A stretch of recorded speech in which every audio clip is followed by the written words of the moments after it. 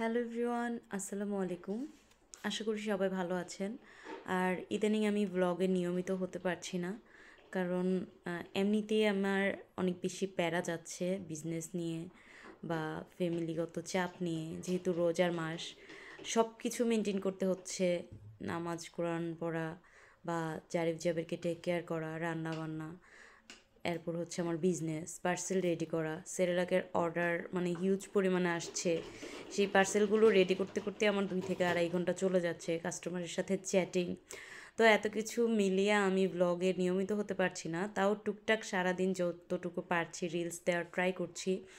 তো অনেক আপুরাই আছেন আমার ভিডিও এত বেশি ভালোবাসেন, আমাকে এত বেশি ভালোবাসেন, যে আপুদের জন্য আমি ব্লগ না দিয়েও পারি না। যে যদি ভাবি যে না আজকে ব্লগ দিব না, আজকে খারাপ লাগছে বা শরীরটা ভালো না, ওই আপুদের কথা মনে পড়ে যে কিছু কিছু আপু আছে যে আপু আপনার ব্লগ দেখার জন্য ওয়েট করে থাকি, আপনি কখন ব্লগ ছাড়বেন বারবার মোবাইল দেখি, আপনার নোটিফিকেশন চেক করে আপনার পেজে যেয়ে দেখি আপনি নতুন কোনো ভিডিও দিয়েছেন কি না। তো সেই আপুদেরকে অনেক অনেক ধন্যবাদ যে আপনারা আমাকে এত বেশি ভালোবাসেন, জারিফ জাবেরকে এত বেশি ভালোবাসেন। তো আপনাদের জন্যই মূলত আমার ভিডিওটা করা। আর এখন মন মেজাজ এত বেশি খারাপ থাকে যে মানে একটা কাজ করছি, আমি যে ভিডিও করব, আমার যদিও এখন ক্যামেরা স্ট্যান্ড আছে, রিং লাইট আছে, সব কিছু আছে, এভরিথিং, তাও আমার মন চায় না যে আমি একটু ভিডিও করি। সমস্যা হচ্ছে এখানে। আর আমি বাচ্চাদের সাথে সবসময় খুনসুটিতে মেতে থাকি, যেহেতু আমি আমাকে দেখাই না।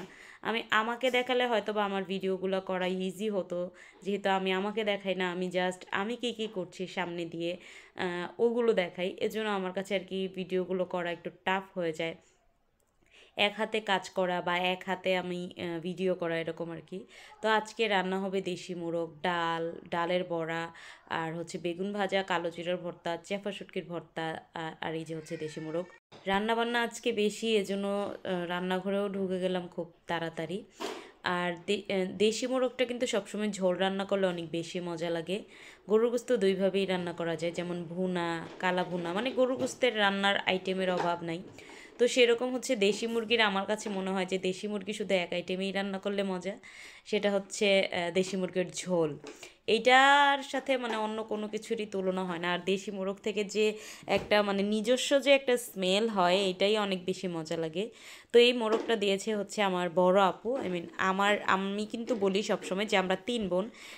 আরেকটা আপু আছে মাহেলা আপা, সেটাকে মানে ওই আপুটাকে কিন্তু আমার মা ছোটোকাল থেকে আমার মায়ের সাথে থাকে। তো আমরা সব কিছুতে আমরা 3 বোনই বলি, কোনো ঘরোয়া কোনো আয়োজনে আপু থাকে, আমার সেরেলাক তৈরি করার সময় আপু থাকে। মানে আপু হচ্ছে বড় বোন, যেরকম আমরা সেরকমই বড় বোন, আর আপুও হচ্ছে আমাদেরকে ওই রকমভাবেই দেখে। আপু হচ্ছে মোরগ পালে, তো কিছুদিন পর পর একটা করে মোরগ পাঠিয়ে দেয় ভাইয়ার জন্য, আমাদের জন্য, সবার জন্য একটা করে মোরগ পাঠিয়ে দেয়। তো সেইটাই হচ্ছে আজকে রান্না করছি আলু দিয়ে। আর আজকে হচ্ছে হেভেন আসবে, ভাইয়া আসবে, আর এই জন্যই হচ্ছে মোরগটা রান্না করা, যেহেতু ভাইয়া আসবে সবাই মিলে মিশে খাবো। তো দেশি মোরগটাকে আমি ভালোভাবে কষিয়ে নিলাম আলু দিয়ে।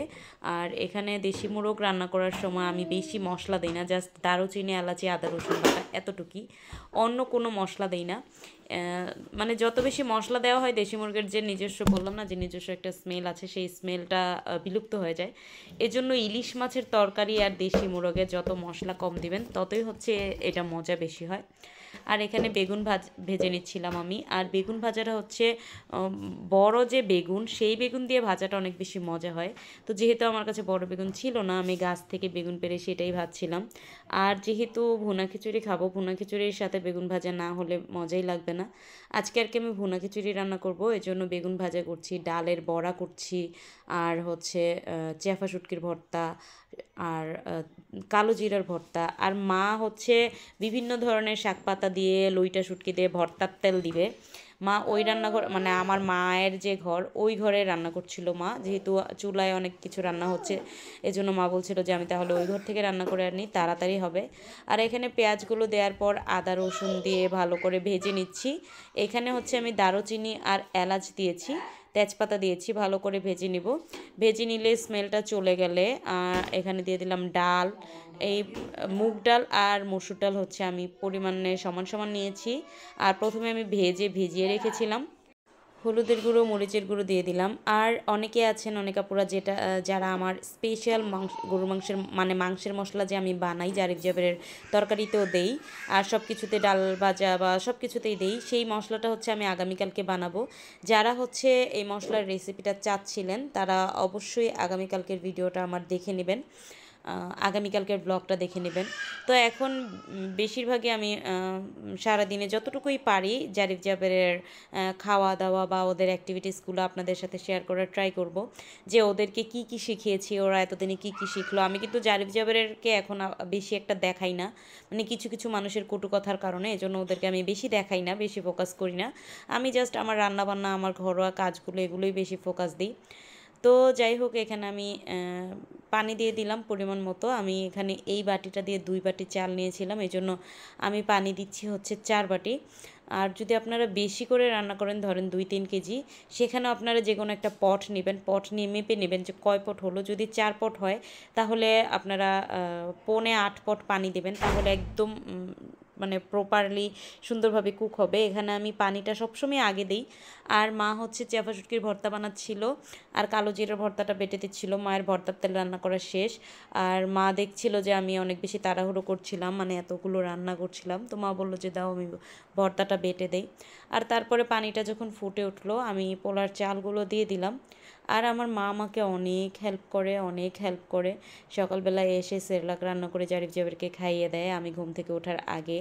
মানে আমি আর কি, ঘুম থেকে যদি আমাকে একটু দেরিতে ডাকা হয় আমি সারা দিন এনার্জেটিকভাবে কাজ করতে পারবো।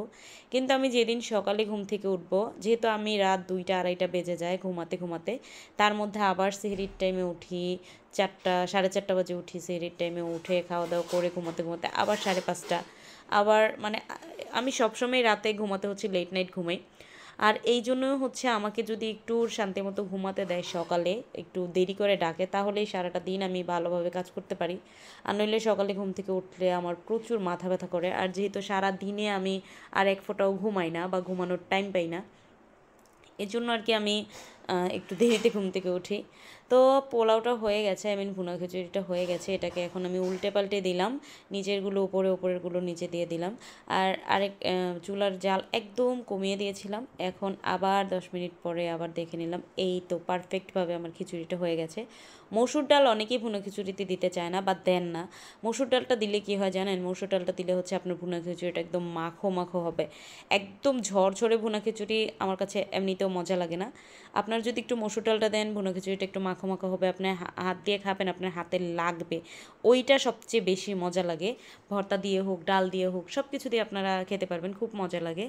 তো আমার পাশের ফ্ল্যাটের ছোচা চাচি, থুকু থুকু থুকু চাচি কিন্তু আবার আমাকে বলেছে ছোচা বললে আমাকে মাইর দিবে। তো পাশের ফ্ল্যাটের আমার ভালোবাসার চাচি, সরি মানে পাশের ফ্ল্যাটের না, আমার আপন চাচি উনি, হ্যাঁ, আমার অনেক ভালোবাসার চাচি, আমার সোনা চাচি, জাদু চাচি, ওই চাচিকে একটু দিয়ে দিলাম। আর এই হচ্ছে আজকে আমাদের খাবার দাবার। তো ভালো থাকবেন সবাই, আর আমার জন্য অনেক অনেক দোয়া করবেন। আমার জন্য দোয়া করলেই জারিফ জাবের জুয়েরা সবাই ভালো থাকবে, তো ওদের জন্য এক্সট্রা আলাদাভাবে দোয়া করতে হবে না, শুধু আমার জন্য দোয়া করলেই হবে। তাহলে আমি সুস্থ থাকলে বা আমি ভালো থাকলে জারিফ জাবেরকেও ভালো রাখতে পারবো। আল্লাহ হাফেজ।